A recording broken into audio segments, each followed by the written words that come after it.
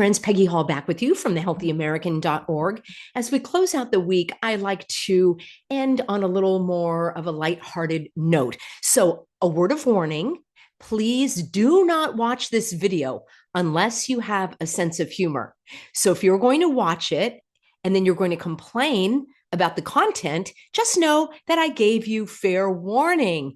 Now, a few days ago, in fact, let's see, this was 3 days ago, Caroline Leavitt blasts the USAID and calls out programs that she says are examples of waste and abuse. Well, friends, I think Caroline Leavitt and the Trump administration, I think they are watching The Healthy American, because more than a week ago, I actually broadcast this video called Musk's Doge to Abolish the Penny. And I'm going to play for you a couple of snippets of that video where I actually called out the waste and abuse of the USAID. And I actually said, hey, Musk, instead of abolishing the penny, why don't you abolish the USAID?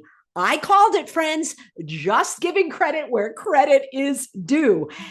So I'm going to play this video for you with a few clips of Caroline Leavitt. I'm going to play for you a few clips of Elon giving his love salute. That's exactly it, friends. Don't you know that's exactly how people share their love? That's how they did it in Germany. That's how Musk did it the day of Trump's inauguration. And I know that there will be plenty of people who will justify this action, which, by the way, is illegal in Germany and Austria. You will land in prison if someone sees you do it. But hey, don't listen to me. Why don't you just use this love salute the next time you show up at work and say hello to everybody?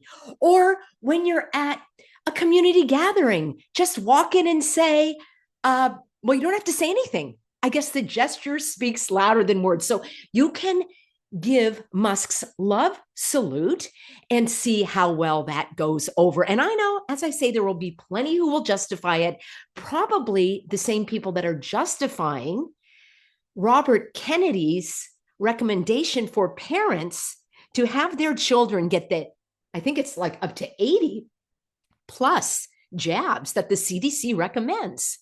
And for all y'all who say, well, people shouldn't look to Robert Kennedy, well, then why was he on stage for the last 4 or 5 years bamboozling people into thinking that he had the opposite perspective on those things? So as I say, buckle up.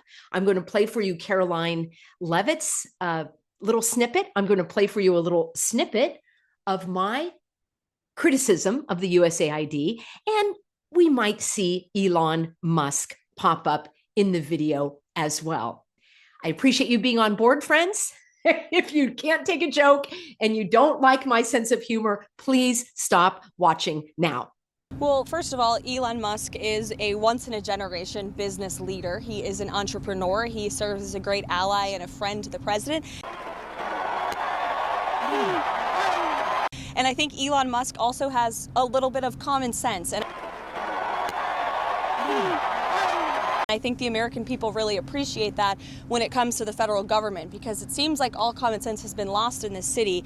And that's what you see when you look at USAID. Here's the reason why Elon Musk and others have been taking a look, because if you look at the waste and abuse that has run through USAID over the past several years. Well, guess what, Elon? I have a much better way of saving money than getting rid of the penny. Let's just take a look here, shall we? Here, you can go to grants.gov. You want to save money? You don't need to abolish the penny. Just abolish millions and millions of dollars that are going overseas. Here you go. This is going to the Tunisia Resilience and Community Empowerment. But take a look at how much money is going to Tunisia. Only a mere $49 million. $49,700,000 to be accurate. Almost $50 million going to Tunisia for their Trace program. How do you like them apples? Tunisia Resilience and Community Empowerment. Now, I do hope that Trump will shut all of this down. This is for the all it is called is the Tunisia Resilience and Community Empowerment. I don't even know what this activity is. Let's take another look here, shall we? This goes to Guinea. Let me know in a comment below if you even know where Guinea is. And also let me know why in the non-spinning world we should be sending $17,500,000 to Guinea for another resilience through private sector partnerships. Friends, this is not just a one-off. You can go to grants.gov, click there, and you can search the grants. And I just did, for example, those that are going outside of the United States. So here we have the Agency for International Development, and we could just click on something. There was the Empowering New Guinea. And oh, how about this? Reduce the use of charcoal for cooking in the Democratic Republic of Congo. Now, of course, that's where you want your hard-earned tax dollars to go. Friends, it's only $20 million. Come on. Now, if we add up what's going to the Republic of Congo to reduce the use of charcoal in cooking, because you know how important that is. And if we add up what's going to Tunisia and what's going to Guinea, that is, well, I'm not a math teacher, but I know that's over $100 million. So you know what, Elon, we don't need to abolish the penny for you to save money on the penny production. Why don't we produce the pennies more efficiently, more effectively? And look, Elon, I'm already well over halfway to your savings. So if you are in the Doge, in the Department of Government Efficiency, then why don't you take a look over at the grants.gov and start hacking away there. That's what I have to say. These are some of the insane priorities that organization has been spending money on. $1.5 million to advance DEI in Serbia's workplaces, $70,000 for a production of a DEI musical in Ireland, $47,000 for a transgender opera in Colombia, $32,000 for a transgender comic book in Peru. I don't know about you, but as an American taxpayer, I don't want my dollars going towards this crap, and I know the American people don't either, and that's exactly what Elon Musk has been tasked by President Trump to do, to get the fraud, waste, and abuse out of our federal government. Please welcome to the stage. Germany celebrates May Day with the dictator making a triumphal drive through Berlin's sardine-packed streets. And it's a very tactless German indeed who doesn't switch his loudspeaker on when Adolf Hitler makes his nationwide broadcast from the famous pleasure garden.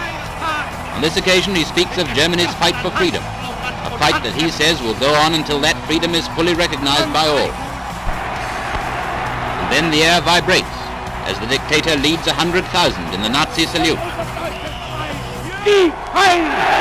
Die Heil! Die Heil!